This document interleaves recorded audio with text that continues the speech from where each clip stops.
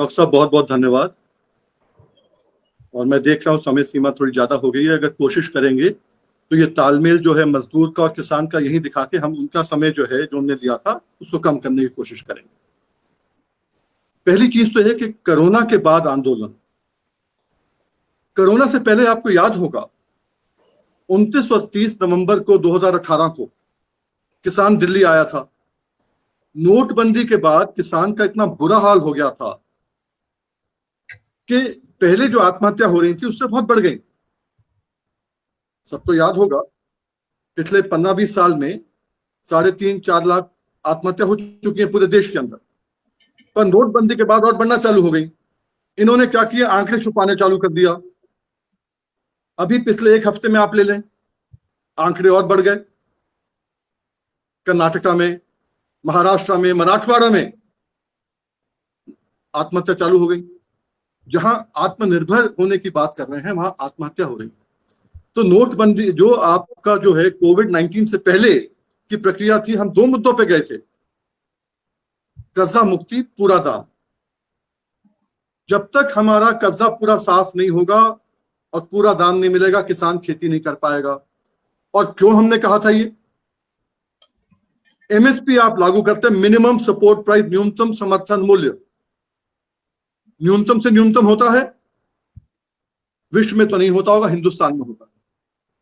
अभी मक्का में इस साल का लगा ले न्यूनतम समर्थन मूल्य 1760 रुपया है।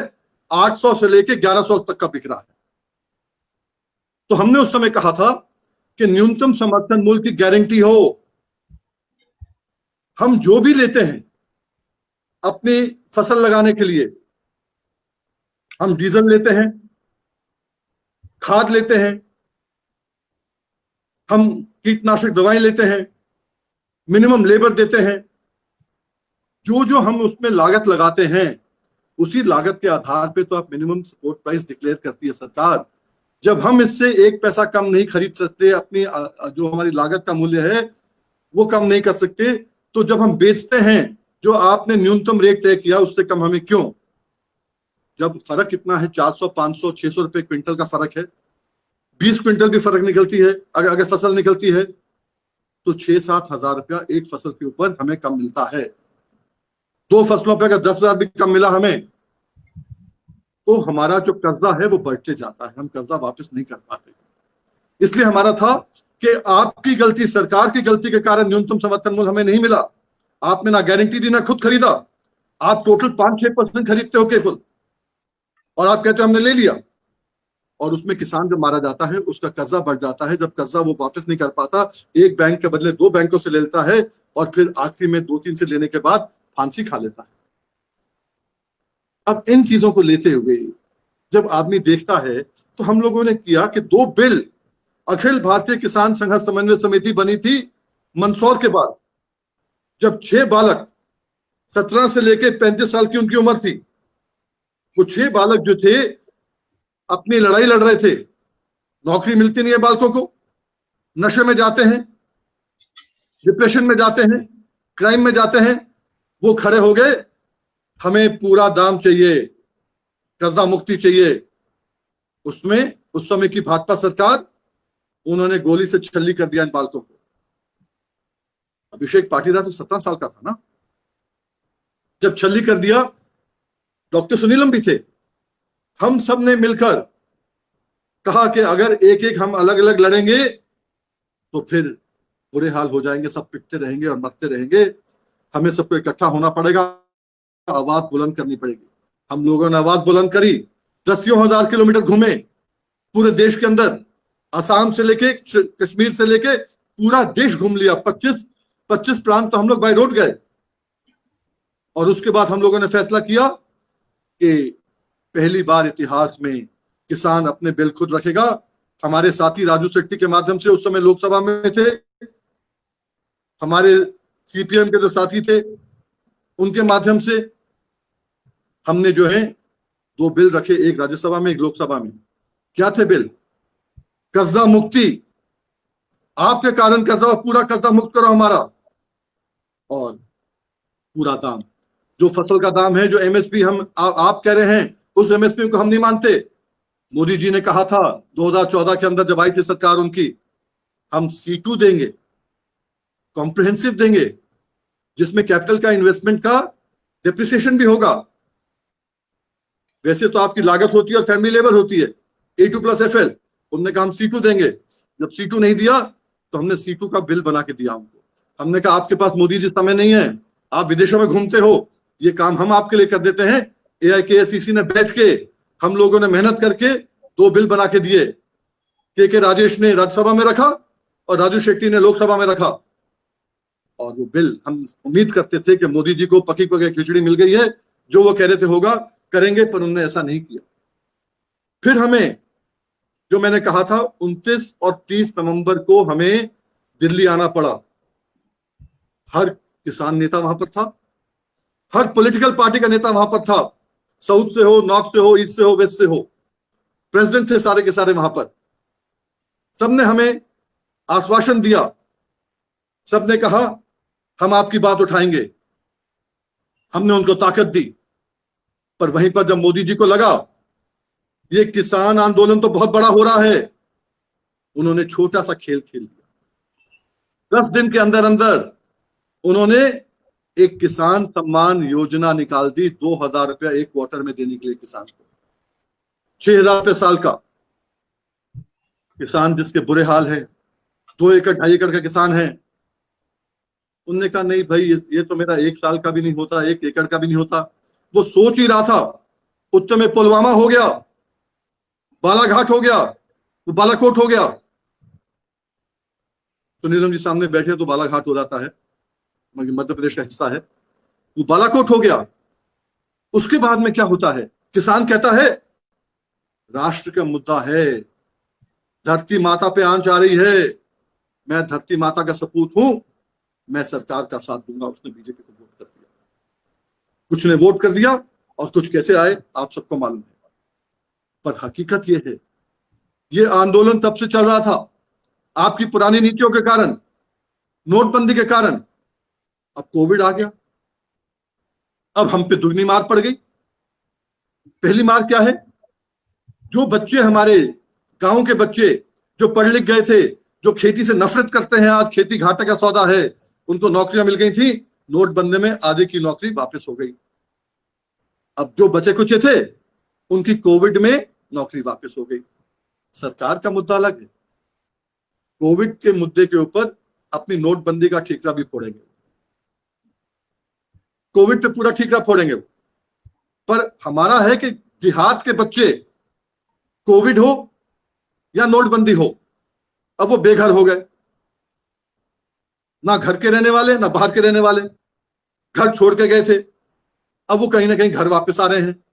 बच्चे पढ़े लिखे हैं, अब क्या करें, वो खेती से भाग रहे हैं। आज देहात का ये हाल हो गया है, जो बच्चा खेती में लग जाता है, लड़की का बाप खुद बेशक खेती कर ले, अपनी लड़की का हाथ किसान के बेटे को नहीं देता। वो चपड़ासी के बेटे को देने को तैयार है। ये कृषि प्रधान देश का ये भविष्य हमने कर दिया। तो आज ये बालक जो हैं डिप्रेशन में जा रहे हैं, ये ड्रग्स में जा रहे हैं, ये क्राइम में जा रहे हैं। हम सब पे जिम्मेवारी और आ गई है आंदोलन के लिए कि ऐसा आंदोलन करें कि कम से कम खेती को जिंदा करें। इन नौजवानों को हम नौकरी तो नहीं दे पाएंगे, पर जीविका जरूर दे दें, इनको जीविका देना है। और इसलिए आज ये नौजवान समझता है, ये नौजवान जो आज उसको एहसास हो रहा है कि मैंने उस समय मोदी मोदी कहकर जो मैंने इनको वोट दिलाया, इनका साथ दिया, 15 लाख के हमने आइडिया था कि 15 लाख एक एक किसान को, एक एक बालक को 15 लाख रुपए मिल जाएगा। इनको लगा था कि हमें नौकरी मिल जाएगी, 2 करोड़ नौकरी हर साल मिलेगी। पर अब उनको एहसास हो गया, एक पूरा टर्म निकल गया, ये तो जुमलों की सरकार है, हमें बेवकूफ बना रहे हैं। अब वो बालक जो हैं वो खड़े हो रहे हैं अपने पैरों पर और हमारे आंदोलन के साथ खड़े हो रहे हैं। आज 5 तारीख है, कल 6 तारीख को ट्विटर पे एक आंदोलन हमने छेड़ा है। हर 6 तारीख को शहीदों की याद में, जो मंदसौर के लोग जो मरे थे 6 तारीख को शहीद हुए थे, उनकी याद के अंदर कर्जा मुक्ति पूरा दाम। कल 4 से लेकर 6 तक आप देखोगे, पहले भी हमने एक बारी पूरा का पूरा 2 घंटे नंबर 1 ट्रेंड किया हिंदुस्तान में। लोग कहते हैं कि किसान का बच्चा पढ़ा लिखा नहीं है, किसान पढ़ा लिखा नहीं है। हमने सबको पीछे रखकर ट्रेंड पर पिछली बार थोड़ी देर हम 3 नंबर पे रहे, थोड़ी देर 1 नंबर पे रहे, फिर 4 नंबर पे रहे। इस बार कल हम फिर देखेंगे हम 1 नंबर पे ट्रेंड करें। क्या है? कर्जा मुक्ति पूरा दाम। मोदी जी, आपने पहले तो हमें एमएसपी का रेट दिया नहीं, ना गेहूं में, ना सोयाबीन में, ना चने में, ना मसूर में, ना उड़द में, ना मक्का में। अरे किस चीज में तो दिया हो तो बता दो। आपने नहीं दिया। और अब आपने डीजल, बिजली, ये हमारे गले के ऊपर एक हथियार और रख दिया। विदेशों में डीजल सस्ता हो रहा है। अरे हमारे साइड की जो कंट्री है, 42 रुपए डीजल कम कर दिया प्रति लीटर। कहीं तो हम देखें, आज हमारी खरीफ की बोनी का समय है, जैद की कटाई का समय है, और किसी को डीजल नहीं चाहिए। ट्रांसपोर्ट चाहिए, वो भी देहात के लोग इस्तेमाल करते हैं। हर कंज्यूमर के लिए होता है, गरीब के लिए होता है। पर आपने डीजल का रेट बढ़ा दिया। हमें अभी धान लगाना है, खरीफ की पूरी क्रॉप्स लगानी है, जुताई करनी है, और 85% लोग जो हमारे यहाँ हैं वो 2 एकड़ 2.5 एकड़ की उनकी जोत है, वो ट्रैक्टर नहीं ले सकते। जब ट्रैक्टर नहीं ले सकते तो क्या करते हैं? वो किराए का ट्रैक्टर लेते हैं। 500 रुपए ट्रैक्टर का रेट था, पर मुफ्तखोरी में अब जो आपने बढ़ा दिया है ना डीजल का रेट 18-20 दिन लगातार, अब 700 रुपए ट्रैक्टर का घंटे का रेट हो गया।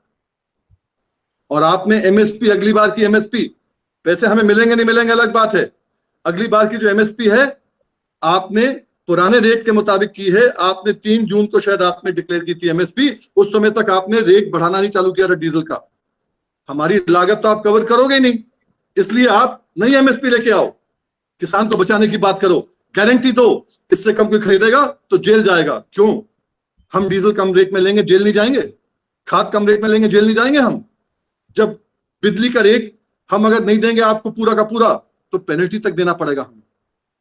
और किसान को जो रेट आपने तय किया वो नहीं मिलेगा तो किसान चुपचाप बैठा रहे, बोले देश हित में काम करते रहो।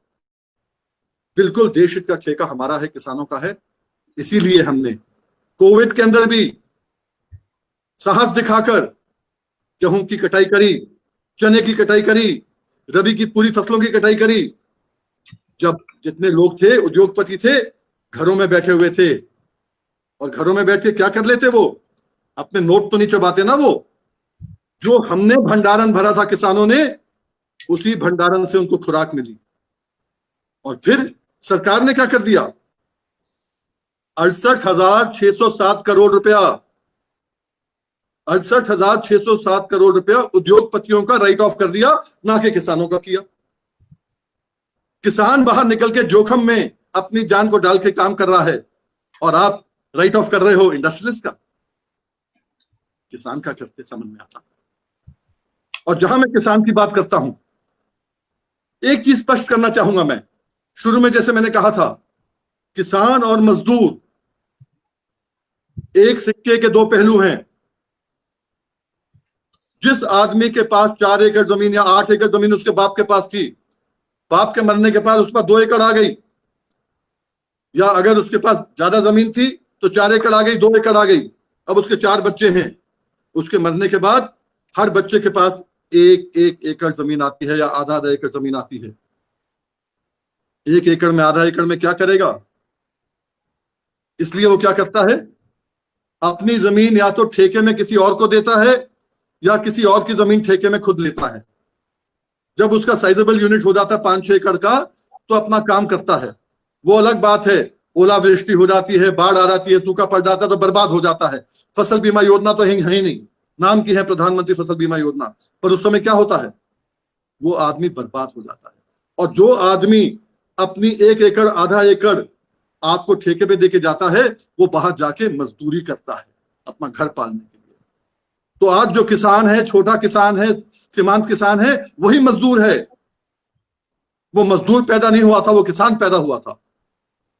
इसलिए मेरे संगठन का नाम भी राष्ट्रीय किसान मजदूर संगठन हमने रखा था आज से 25 साल पहले। और यही हम बताना चाहते हैं सबको, जो लोग कहते हैं कि नहीं किसान और मजदूर में तालमेल नहीं होता।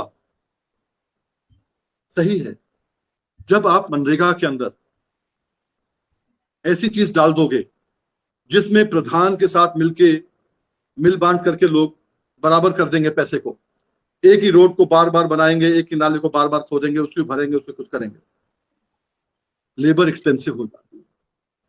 अभी आप पंजाब में देख लो ना, जब मजदूर नहीं आ रहे, लोकल मजदूर दुगना पैसा ले रहे हैं। है ही डिमांड सप्लाई का काम है ना। वहीं पर आपको देखना पड़ेगा कि जब मनरेगा के अंदर अगर आप खेती के साथ लिंक कर दो, बेशक थोड़ा रेट बढ़ा दो, उस समय इनका तालमेल और बढ़िया हो जाएगा और किसान की जो है लागत भी कम हो जाएगी, मजदूर को मजदूरी भी ज्यादा मिल जाएगी। अभी आप मनरेगा की लोग बात करते हैं, अमरजीत बहन ने कहा अभी कि मनरेगा में जो पुराने लोगों को नहीं मिल रहा, नए को क्या मिलेगा। और अभी कॉमरेड अमरजीत, अभी 1 महीना बाद या 15 दिन बाद जब बारिशें हो जाएंगी तो मनरेगा का काम तो रुक जाएगा ना। पर वहीं पर जमीन कद्दू करने के बाद, पडलिंग करने के बाद जब धान को रोपने की बात आएगी तो मनरेगा में काम मिल सकता है। किसान का भी काम हो जाएगा, मजदूर का भी काम हो जाएगा। सोचने की बात है केवल ये। पर हमारी सरकार जो है वो सोचने का काम नहीं करती है, वो हम पे टेस्टिंग करती है। अभी कोरोना का काम है ना, वैक्सीन आएगा, पहले टेस्टिंग होगी, फिर आपको मिलेगी। पर हमारी सरकार क्या करती है, पहले ऑर्डिनेंस लाती है और किसानों पे, मजदूरों पे टेस्ट करती है और फिर कहती है गलती हो गई। भाई आपको याद हो, हम सब ने मिलकर लड़ा था 2014 के अंदर, फरवरी के अंदर, 2015 फरवरी के अंदर जंतर मंतर पे हम सब अलग अलग बेशक बैठे थे, भूमि अधिग्रहण का जो इन्होंने जो किया था इन्होंने अमेंडमेंट, उसके लिए। उसके बाद जेपीसी बनी, वो कहां गया? 3 बार लेके आए थे ऑर्डिनेंस, एक एक एक अध्यादेश लेके आए थे, कहां गया? क्योंकि बिना एप्लीकेशन ऑफ माइंड, बिना सोचे समझे किया था। आज भी 3 ऑर्डिनेंस लेके आए हैं बिना सोचे समझे। आज वो कहते हैं जो आड़तिया पहले मंडी से बाहर नहीं ले सकता था फसल का, कोई भी फसल, अब एसेंशियल कमोडिटी एक्ट में अनाज को, इन चीजों को निकालने के बाद वो आड़तिया ले सकता है। तो किसका फायदा होगा भाई? जब मंडी में आड़तिया को आना था तो कंपटीशन था कहीं ना कहीं, पर अब आपने बाहर कर दिया, वो आपके फार्म से लेगा, सीधा लेगा। उसमें आपने ये नहीं कहा कि मिनिमम सपोर्ट प्राइस से कम नहीं लेगा, एमएसपी से कम नहीं लेगा, आपने जिक्र नहीं किया। आपने क्यों नहीं किया? आपने क्योंकि आप एक कॉर्पोरेट सेक्टर को, उद्योगपतियों को फायदा दिलाना चाहते हो। वहीं आपने कह दिया 1 नेशन 1 मार्केट। बड़ा अच्छा लगता है, ये जुमले की तो आदत है ना, 1 नेशन 1 मार्केट। एक किसान के पास 2.5 एकड़ जमीन है, 2 एकड़ जमीन है, उसी में चारा लगाता है, उसी में सब्जी बोता है, उसी में अनाज बोता है।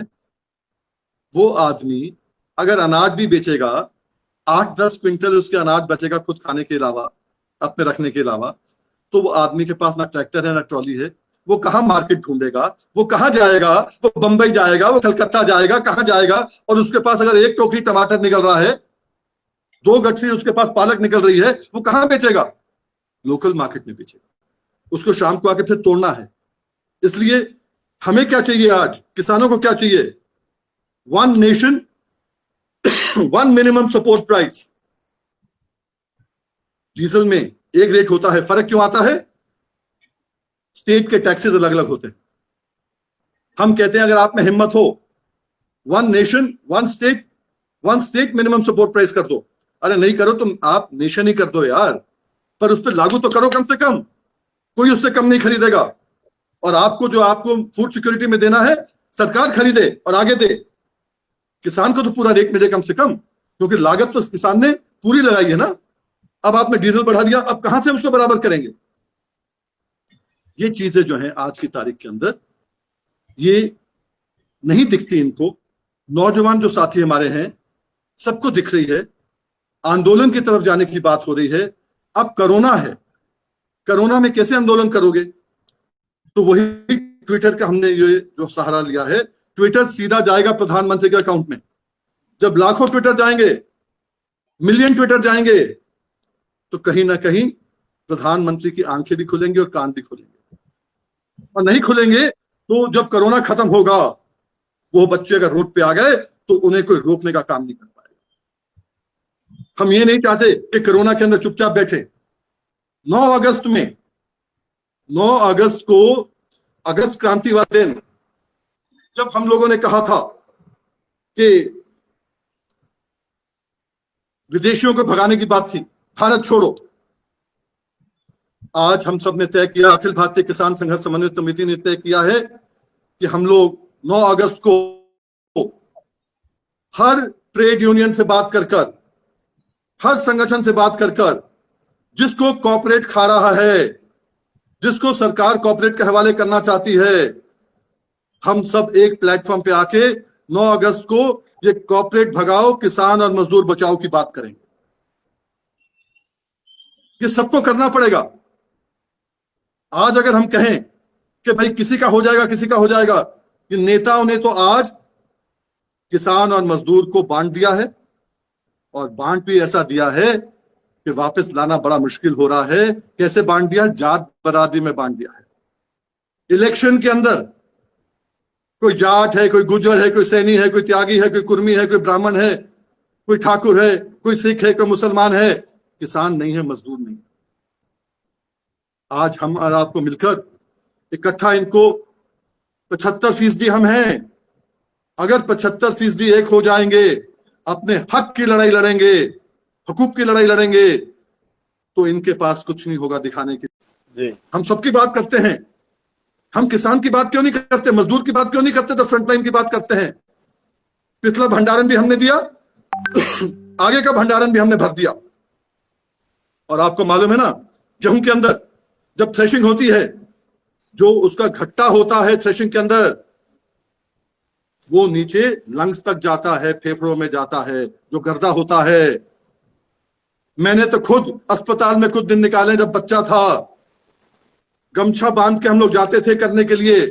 और आज जो बुजुर्ग खड़े होते हैं वहां पर, उनका हाल देखो, उनका साहस देखो। उन्होंने देश को खिलाने की बात करी, देश की सेवा की बात करी। कौन उनकी बात कर रहा है पहली श्रेणी के अंदर? मेरे हिसाब से पहली श्रेणी में किसान था, फूड वॉरियर। और किसान और मजदूर, जैसे मैं कहता हूं, साथ साथ चल, हम एक मजबूती से इकट्ठा हों और ये लड़ाई लड़ें। आज एक चीज केवल मैं बोलना चाहूंगा, मुझे मालूम है कि आने का मतलब सुनील जी का ये है कि हो गया, कहीं खत्म करें। एक चीज मैं केवल कहना चाहूंगा, 20 लाख करोड़ रुपया देश को प्रधानमंत्री जी ने दिया। फूटी कौड़ी किसान के नाम पर नहीं आई, आया तो केवल लोन आया। अरे हम ऋण पे तो मरे हुए हैं, हम ऋण माफी की बात कर रहे हैं, ऋण में दबे हुए हैं, लोग मर जा रहे हैं, आप हमें और ऋण देना चाह रहे हो। 20 लाख करोड़ में से अच्छा लगता, पूरे देश को अच्छा लगता, अगर 4 लाख करोड़ निकाल के अपनी हेल्थ सर्विसेज को बढ़ाते। कोरोना माइल्ड था इस बारी, अगर मजबूत होता तो हमें नहीं पता कि हम यहां बात कर रहे होते, नहीं कर रहे होते। हेल्थ सर्विसेज को बढ़ाने की बात थी, जैसे हमारी बहन अमरजीत ने भी कहा। तो ये सब चीजें जो हैं, केवल आपसे इतना कहना चाहूंगा, किसान और मजदूर एक सिक्के के दो पहलू हैं। अगर सब्जी, फल, दूध, फूल सब किसान का बर्बाद हुआ, तो मजदूर की मजदूरी भी साथ करें। वहां पर मोदी जी ने नहीं कहा 20 लाख करोड़ में कुछ दूंगा। और एक छोटा सी आपको बात बताऊं, कितनी मजेदार बात है, फूट डालने की बात है। केवल किसान के, छोटे किसान का फल, दूध, सब्जी, फूल सब बर्बाद हो गया, उसको 1 पैसा मुआवजे के रूप में नहीं दिया, कुछ नहीं दिया। वहीं रेडी वाले जो हमारा फल, फूल, दूध बेचते हैं, उनके लिए कहा तुम्हें 10-10 हजार दे देंगे। फूट डालने की देखो बात करती, वो भी लोन दिया। पर हमें इन चक्रों में नहीं पड़ना है, अपनी लड़ाई लड़नी है। कल 6 तारीख में जितने नौजवान सुन रहे होंगे, 4 से लेकर 6 बजे तक हैशटैग कर्जा मुक्ति पूरा दाम, और 9 अगस्त को पूरा देश, अगस्त क्रांति के दिन पूरा देश बाहर निकल के और अपने हक लेने के लिए और कॉर्पोरेट को भगाने के लिए और खेती को जिंदा करने के लिए, नौजवान को जीविका देने के लिए बाहर निकले, मजदूर को जीविका देने के लिए बाहर निकले। यही आपसे कहना चाहूंगा। बहुत बहुत शुक्रिया।